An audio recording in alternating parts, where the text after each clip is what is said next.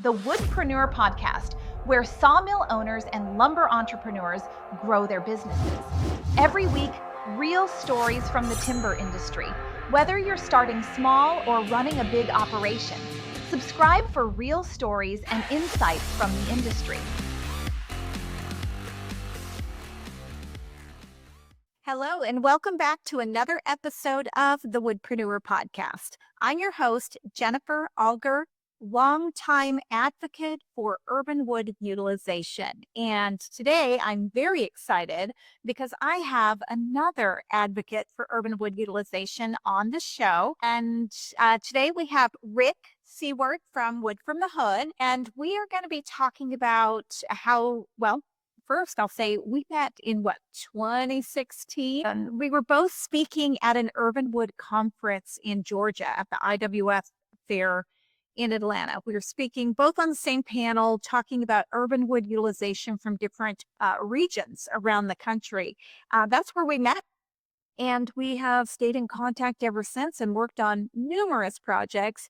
But there's one common theme across all the projects that we've worked on, whether it was Far West and Wood from the Hood or working together on the Urban Wood Network Board of Directors to USRW standards. We've just worked together on a lot of different projects. But today, we are going to hear from Rick about his business, Wood from the Hood.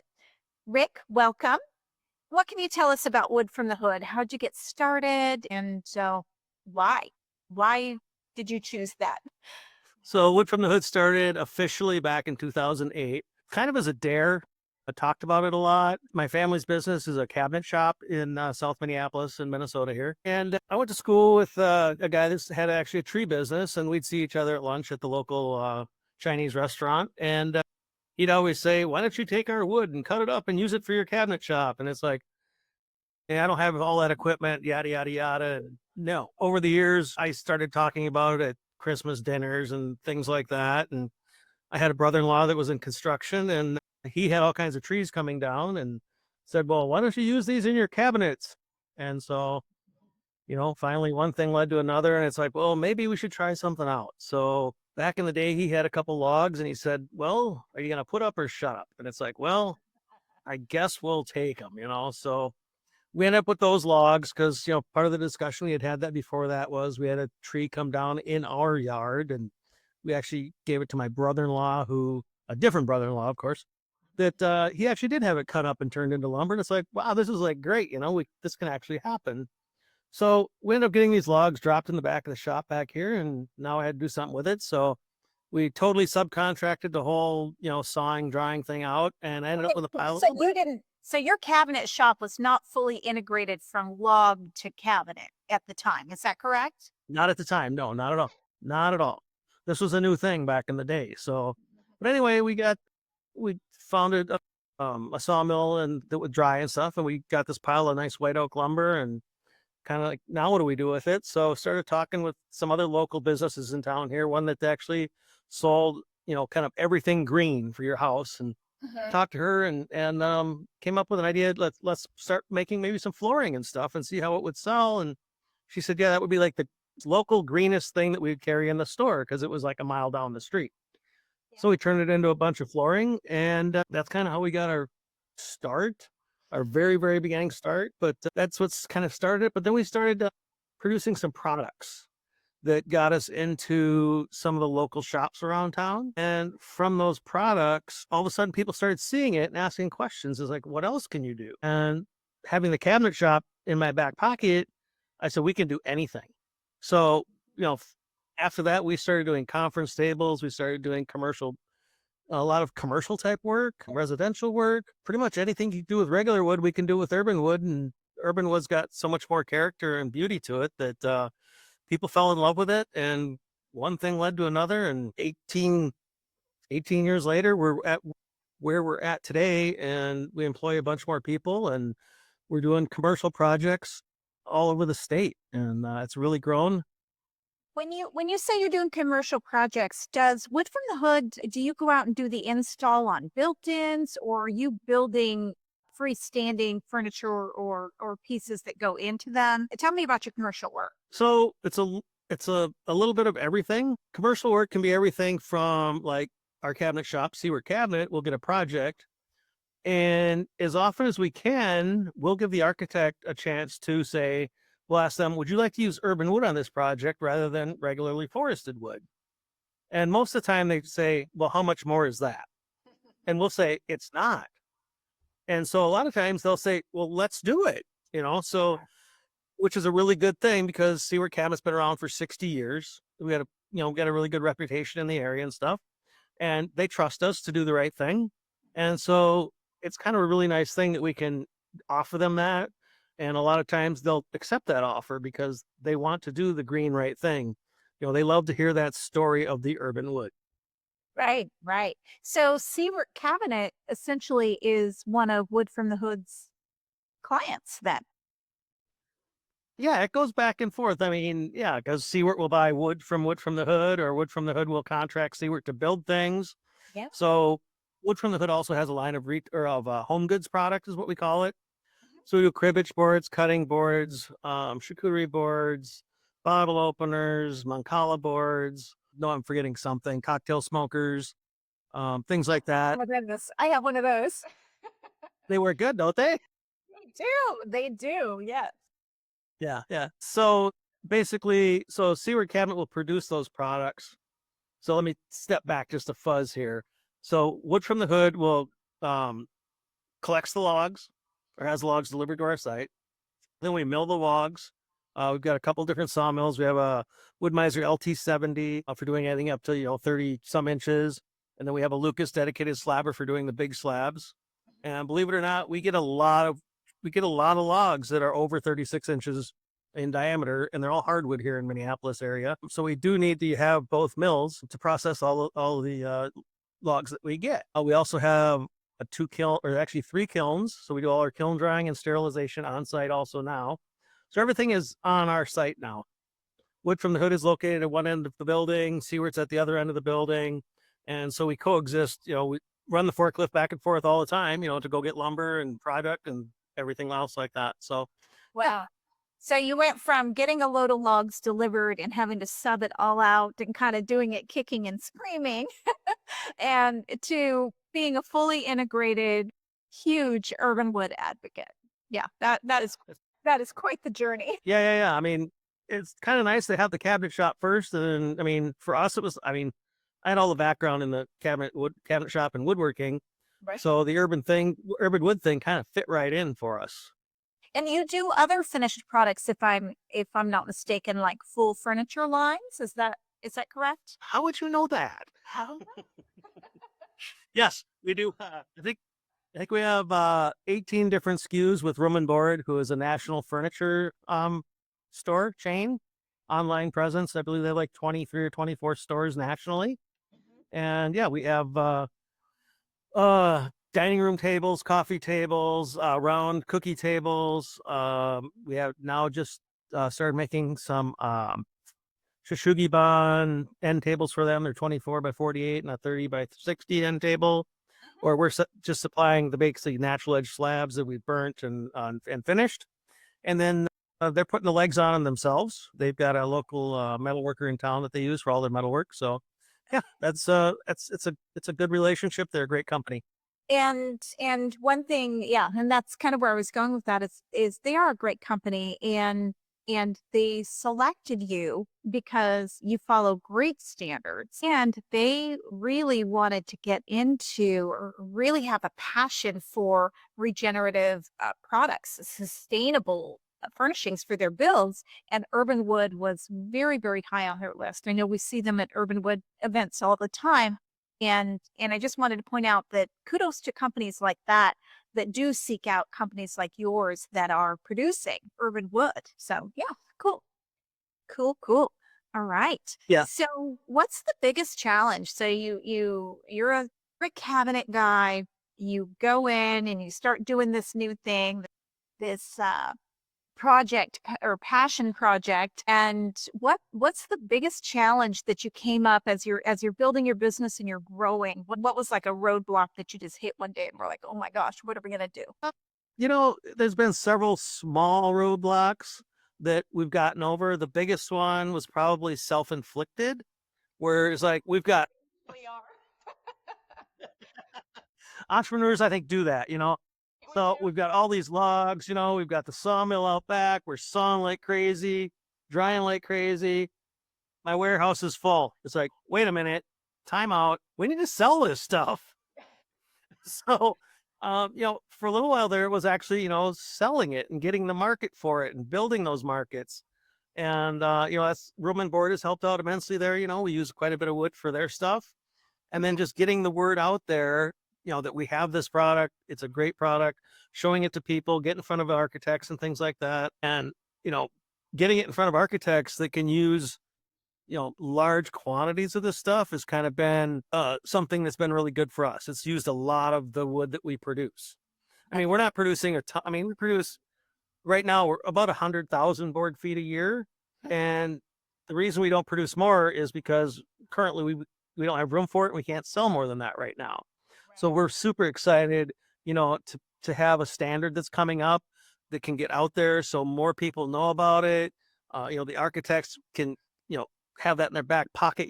We have a certification for this now. And I hope the market just expands immensely after we actually have a physical standard that we can give and share with them to make this, a product I can use all over the United States where, I don't have to just sell it to people I know here in Minnesota.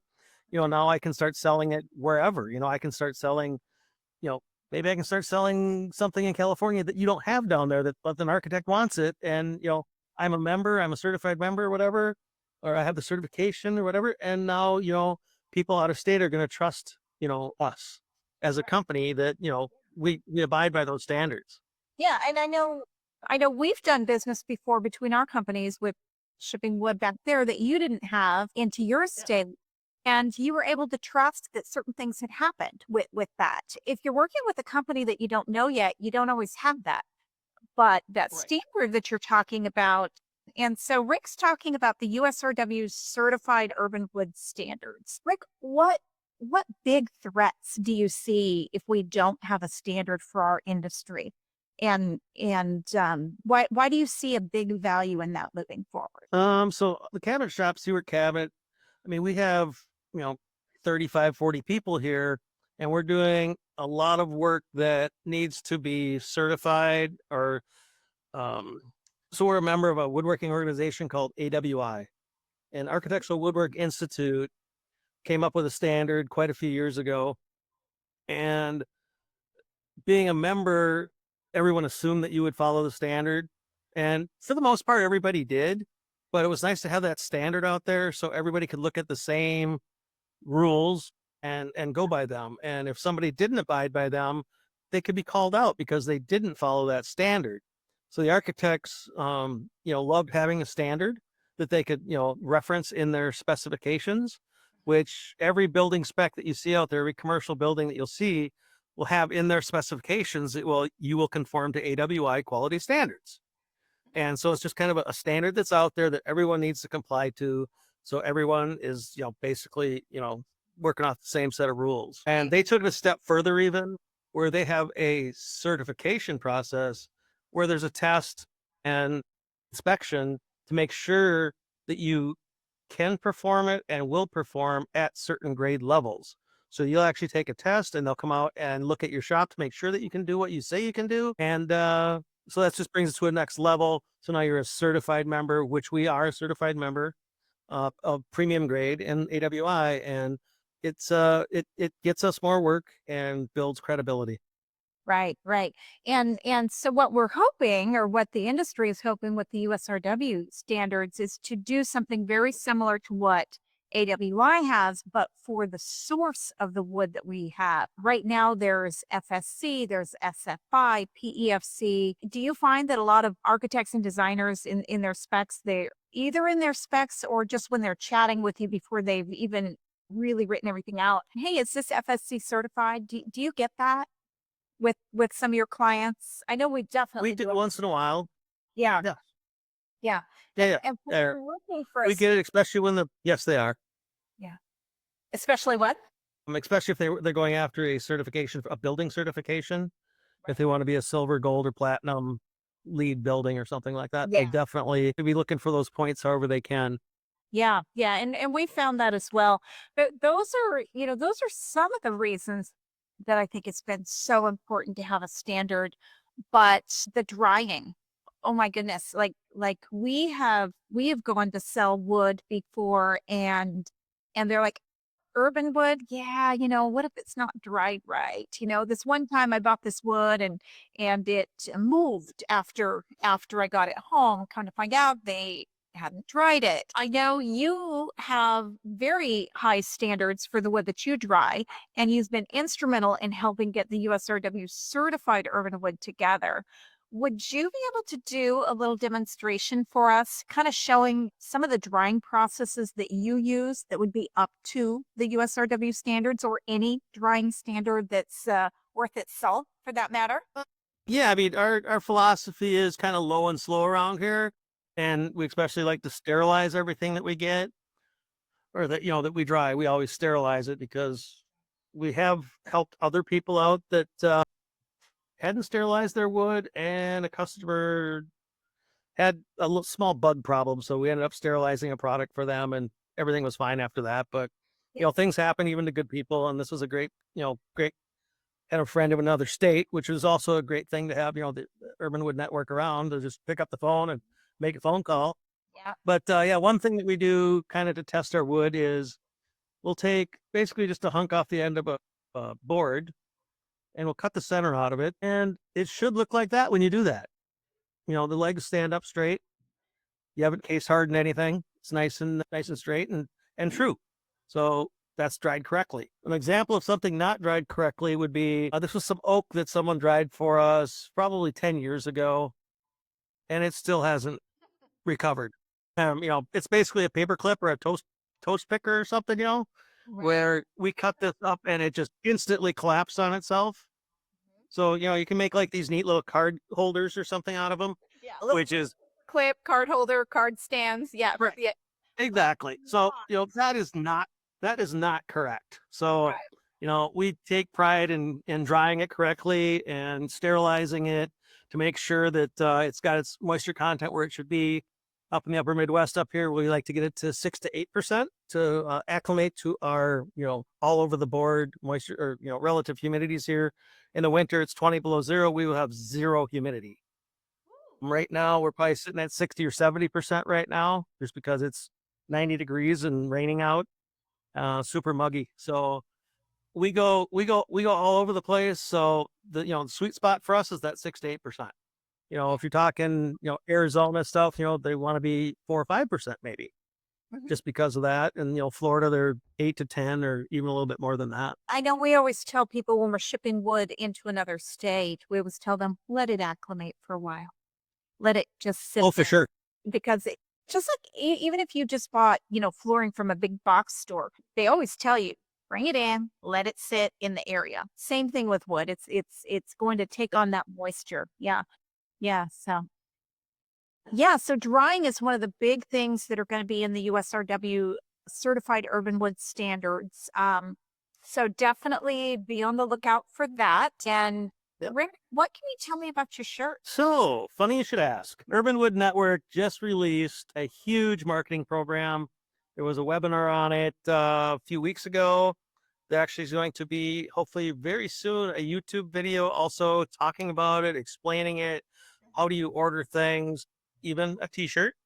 But there's a lot of stuff in there. There's stuff for all of everyone involved in Urban Wood Network, from trucking people to sawyers to arborists to makers to sawyers to dryers to municipal people, makers large and small, designers, architects, if I didn't say that, and just a lot of printed material that you can go in. You can actually put your logo on the pieces. There's open spots for so you can personalize all this stuff. There's sample like Instagram posts, there's letterhead. It's just a ton of really great stuff that we've been working on for years, actually. And it was just released, and now it's available to members. to Urbanwood Network members. And so if you Yep. want to be an Urbanwood Network member, urbanwoodnetwork.org, you can go check it out. Rick and I are both members. We're both on the board of directors, and this is a passion project of ours, just to connect all of those different entities that Rick was talking about there. So yeah. So Rick, why would a member, what would be a benefit other than the help with the marketing? What would be a benefit to somebody who's working with Urban Wood in any one of those arenas to joining the Urban Wood Network? A lot of this has to do with the networking, and for me, the biggest thing is the education and learning. I've learned a lot from you. I'm assuming you've learned a thing or two from me. I have. I mean, just so many good people out there that, it's like you say, it's a passion project, and everybody, involved in it has a passion for this, and they really want to do good and good things with Urban Wood. And it's great when I can pick up the phone and call my buddy over in Wisconsin, and you know, I need some ash.